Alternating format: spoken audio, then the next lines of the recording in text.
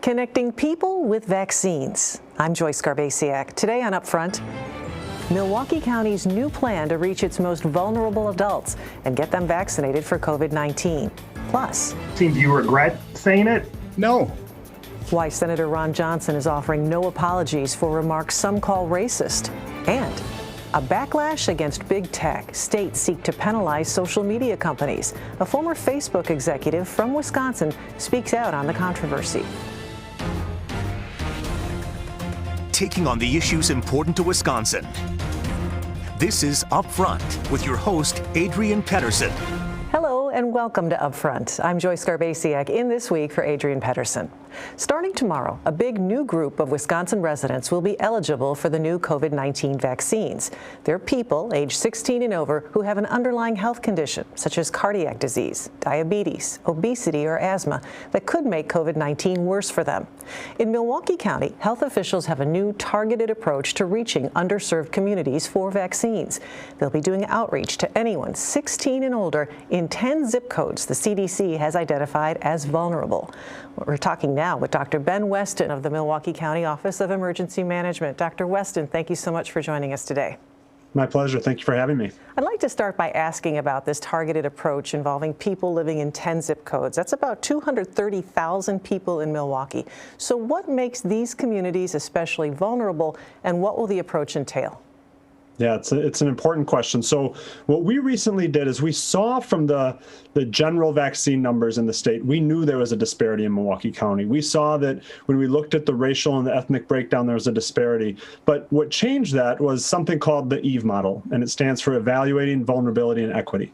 It's a model that we developed locally, and basically it combines social vulnerability index with vaccination rates, and it pinpoints that to census tracts, which are even more specific than zip codes. And so when we did that, we saw basically there's two stories in Milwaukee County.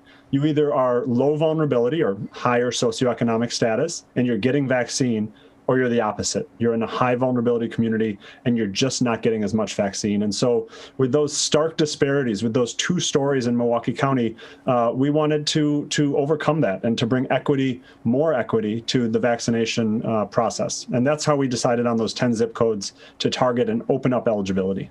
And so what will that mean? Actual outreach in the community, opening up sites so that people have better access to them? Absolutely, on both counts. So one is opening up that eligibility. We take away another barrier to an underserved community to allow them to get vaccine. And we can do a lot of interesting messaging there. We can talk about household vaccinations. I talked yesterday, if you get vaccinated, bring your parents, bring your grandparents, encourage your neighbors, encourage your coworkers. So we can have entire communities who anybody in that community, 16 and older, can now get vaccinated. Do you think it's a question of people not wanting the vaccine or not having access to it? Well, certainly there's both. I honestly don't think we're quite to the point of running up against people not wanting the vaccine. Certainly there's people out there who don't want the vaccine, but I don't think that we've reached that point yet. I think we've reached the point where we need to open it up. We need to get more people in. And that's why it was so nice to see the state respond and move forward this timeline for people with health conditions to get it this coming Monday instead of a week from Monday. We're going to talk more about that in just a moment, but I wanted to get back to this because a poll out by NPR this past week found little difference among black people and white people who don't want the vaccine, roughly 25% of respondents in both demographics. So what are you seeing, and what more needs to be done to convince people that the vaccine is safe and necessary?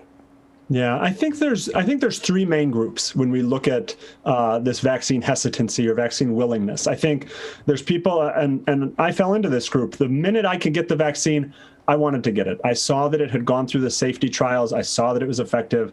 The moment I got that email, I clicked on it, I scheduled my appointment, and I was there getting my vaccine. That's one group. And then on the total opposite end, there's people who just do not want this vaccine. They have their reasons, they have their beliefs, and that won't be overcome, and they likely won't get the vaccine. But I think there's a large group in the middle, this sort of wait and see group. They want to see other people they know. They want to see people in their community, people in their job category, their age category, their race, their ethnicity. They want to see people similar to them, people they know and they trust, get the vaccine and see how they respond.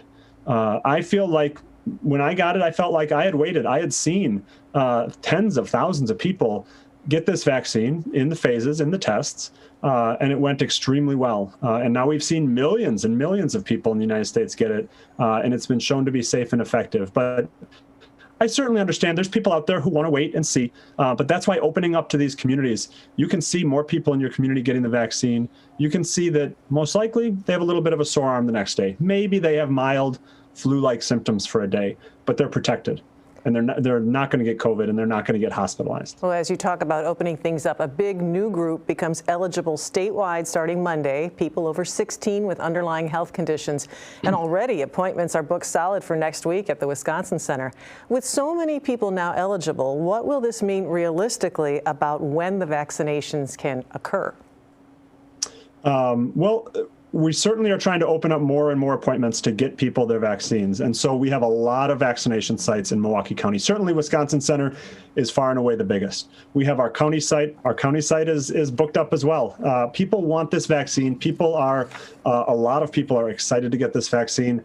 And all of us want to put this pandemic behind us. Yeah, well, you've often said eligibility does not equal availability. Will it add to frustration if this simply means there are more people who want the vaccine but can't get it? There'll be frustration, I think, without a doubt. Anytime we open up the door a little bit wider, and more people can come, there'll be some people who have to wait. Now, hopefully that wait will be a week and a half. I don't think we're looking at people waiting weeks and weeks or certainly months to get the vaccine from the eligibility group. I think our process of vaccination and our supply of vaccination has become much more efficient and much greater that we can move this forward in a pretty efficient and pretty fast way. State health officials as well as Milwaukee County health officials have said that there will be no proof required of pre-existing medical conditions. It's all based on the honor system. Is that realistic, or does that not even matter? Is this all about getting shots in arms? Well, in the end, it's about getting shots in arms, but we want to get the shots in the arms of the people who are most vulnerable. And so it's always been a bit of a balance on how many barriers do you put up to get somebody vaccinated? Does somebody have to bring a driver's license to show where they live? Does somebody have to bring a piece of mail to prove their address, or bring a note from their doctor to prove their health condition? I think the general thought on that is, at least, I'll speak for our vaccination site in Milwaukee County.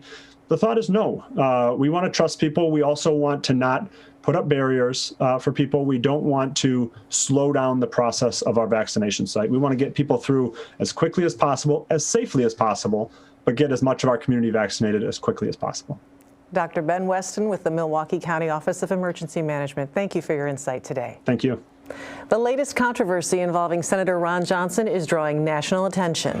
Next, our Matt Smith asked the senator why he's not backing down. And later, the influenza pandemic was fast. COVID-19 versus the Spanish flu. In your studies, which pandemic is worse? We'll look back at history for answers.